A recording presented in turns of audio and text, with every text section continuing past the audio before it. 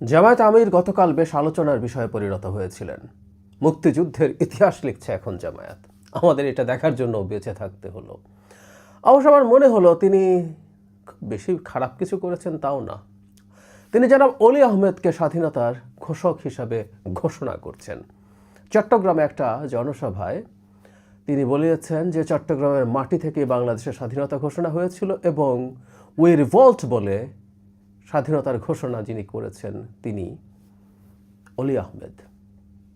ওই যে বলছিলাম খুব বাড়াবাড়ি করেছেন, আবার এটা কেউ নাও বলতে পারেন। উনি তো বলতেই পারতেন উই রিভল্ট বলে স্বাধীনতার ঘোষণা করেছেন মুহতারাম গোলাম আজম, বলেননি। তাকে ধন্যবাদ দেওয়াই যায়। আমার শেখ হাসিনার কথা মনে হচ্ছিল বারবার।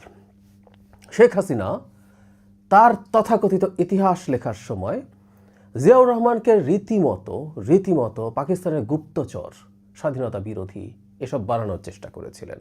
অথচ একজন ভেটারান মুক্তিযোদ্ধা, স্বাধীনতার ঘোষক, সেক্টর কমান্ডার, জেড ফোর্সের প্রধান, সেই মানুষটা যিনি বীরুত্তম খেতাব পেয়েছেন হাসিনার বাবার হাত থেকেই, তাকে তিনি নাকি গুপ্তচর বৃত্তির জন্য ওর মধ্যে ছিলেন। মানে তার ওইটুকু ক্রেডিট যেটা মুক্তিযুদ্ধে যে অবদান আছে, সেই অবদানটা সেটাও নস্যাৎ করতে চেয়েছিল জামায়াত।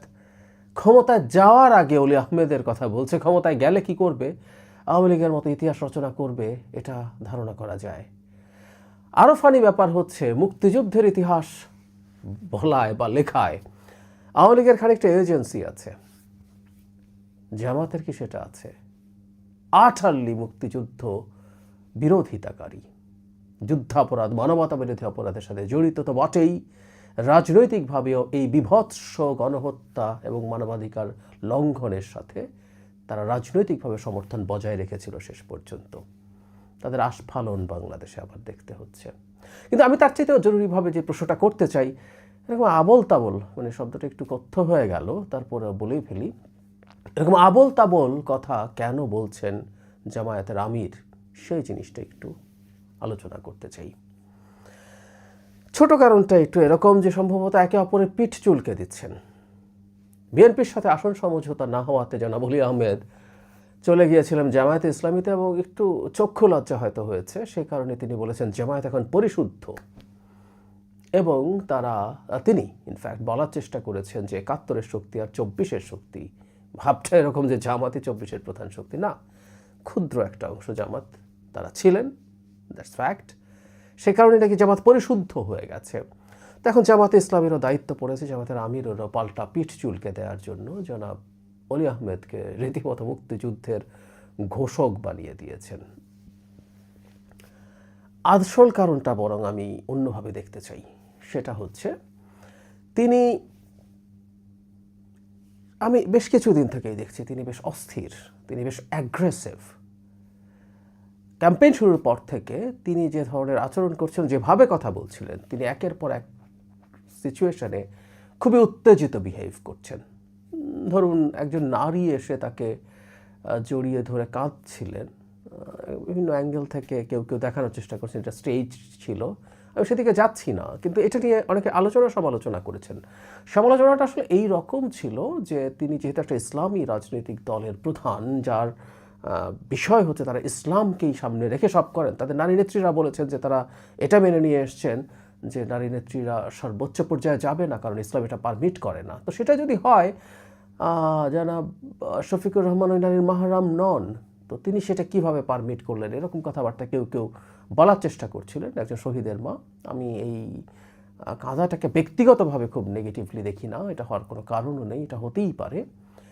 কিন্তু ওই যে বললাম, তারা যেহেতু ইসলামের নামে রাজনীতি করেন, ইসলামের নামে ইসলামকে ব্যবহার করেন খুব বাজেভাবে, সেই কারণে প্রশ্নগুলো এসেছে। কিন্তু তিনি খেপে টেপে তুই তোকারি করে একটা ভাষণে তোদের মা বোন নেই বলে বকাঝকা করছিলেন, উত্তেজিত হয়ে পড়েছেন। জনাব শফিকের যে শান্ত সুমোহিত চেহারা, অ্যাটিটিউড, সেটার সাথে এটা যায় না। আবার এখন এই আবল তাবল কথা বলছেন, এবং জরুরি কথা সেটা মিথ্যে কথা বলছেন, ডাহা মিথ্যে কথা তার মুখে। আমার ইন্টারপ্রিটেশন হচ্ছে উনি বুঝতে পারছেন তার অবস্থা ভালো না।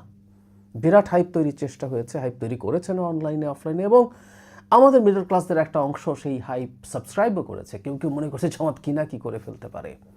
নানান রকম ষড়যন্ত্র তত্ত্ব ঘুরে বেড়ায়, কিছুই হবে না, নির্বাচন হবে না, এই ষড়যন্ত্র তত্ত্ব কতদিন ধরে ঘুরলো। এমনকি এখনও খুবই পরিচিত মানুষজন এই কথা বলার চেষ্টা করছেন, কিন্তু নির্বাচন হতে যাচ্ছে, হবে নির্বাচন, তারপর এখন নতুন ষড়যন্ত্রতন্ত্র, বিরাট ইলেকশন ইঞ্জিনিয়ারিং হবে, চেষ্টা থাকবে আমি মনে করি। কিন্তু এই পর্যায়ে করা যাবে না যেটা দিয়ে জামাতকে জেতানো দূরে থাকুক, খুব সিগনিফিক্যান্ট নাম্বার অফ সিটস নিয়ে আসা যাবে। নানা রকম ইঞ্জিনিয়ারিংয়ে প্ল্যানিং ট্যানিং হয়েছে হয়তোবা। সব কিছু মিলে মাঠের পরিস্থিতি এখন জামাতের আমির সম্ভবত বুঝতে পারছেন, সেটাই তাকে অস্থির করে তুলছে, উত্তেজিত করে তুলছে, তাকে দিয়ে আবোল তাবোল বকাচ্ছে। সবচেয়ে জরুরি কথা, যে দলটা সৎলোকের শাসন চাই বলে রাজনীতি করে, প্রধান স্লোগানের মধ্যে একটা এটা, যে একটা আল্লাহর আইন চায়, যে দলটা, তার প্রধান মিথ্যাচার করছেন। হতে পারে বিএনপির সাথে তার এখন ভিন্নতা আছে, তারা ভিন্ন রাজনীতি করেন, তারা পরস্পরের প্রতিদ্বন্দ্বী এমনকি প্রতিপক্ষেও পরিণত হয়েছেন, তাই বলে মুক্তিযুদ্ধ